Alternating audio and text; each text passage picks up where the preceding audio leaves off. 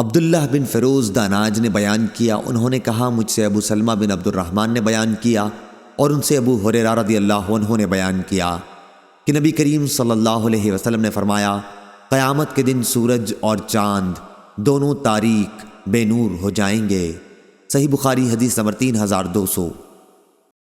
عبد الرحمن بن قاسم نے بیان کیا، ان سے ان کے باپ قاسم بن محمد بن ابی بکر نے اور ان سے عبداللہ بن عمر رضی اللہ عنہ نے بیان کیا، وہ نبی کریم صلی اللہ علیہ وسلم سے نقل کرتے تھے کہ آپ نے فرمایا کہ سورج اور چاند میں کسی کی موت و حیات کی وجہ سے گرہن نہیں لگتا، بلکہ یہ اللہ تعالیٰ کی نشانیوں میں سے ایک نشانی ہے، اس لیے جب تم ان کو دیکھو تو نماز پڑھا کرو۔ صحیح بخاری حدیث نمبر 3201۔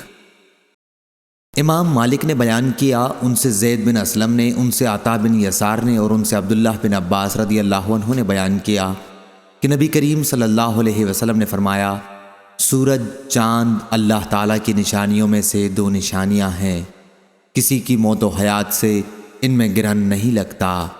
اس لیے جب تم گرہن دیکھو تو اللہ کی یاد میں لگ جایا کرو۔ صحیح بخاری حدیث نمبر 3202۔ عقیل نے بیان کیا، ان سے ابن شہاب نے بیان کیا کہ مجھے عروہ نے خبر دی اور انہیں ام المومنین حضرت عائشہ صدیقہ رضی اللہ عنہا نے خبر دی کہ جس دن سورج گرہن لگا تو رسول اللہ صلی اللہ علیہ وسلم مصلی پر کھڑے ہوئے اللہ اکبر کہا اور بڑی دیر تک قرأت کرتے رہے، پھر آپ صلی اللہ علیہ وسلم نے رکوع کیا، ایک بہت لمبا رکوع، پھر سر اٹھا کر سمع اللہ لمن حمدہ کہا اور پہلے کی طرح کھڑے ہو گئے۔ اس قیام میں بھی لمبی قرأت کی، اگرچہ پہلی قرأت سے کم تھی، اور پھر رکوع میں چلے گئے اور دیر تک رکوع میں رہے، اگرچہ پہلے رکوع سے یہ کم تھا۔ اس کے بعد سجدہ کیا، ایک لمبا سجدہ۔ دوسری رکعت میں بھی آپ صلی اللہ علیہ وسلم نے اسی طرح کیا،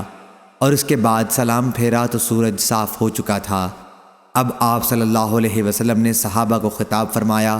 اور سورج اور چاند گرہن کے متعلق بتلایا کہ یہ اللہ تعالیٰ کی نشانیوں میں سے نشانی ہیں، اور ان میں کسی کی موت و حیات کی وجہ سے گرہن نہیں لگتا، اس لیے جب تم گرہن دیکھو تو فوراً نماز کی طرف لپک جاؤ۔ صحیح بخاری حدیث نمبر 3203۔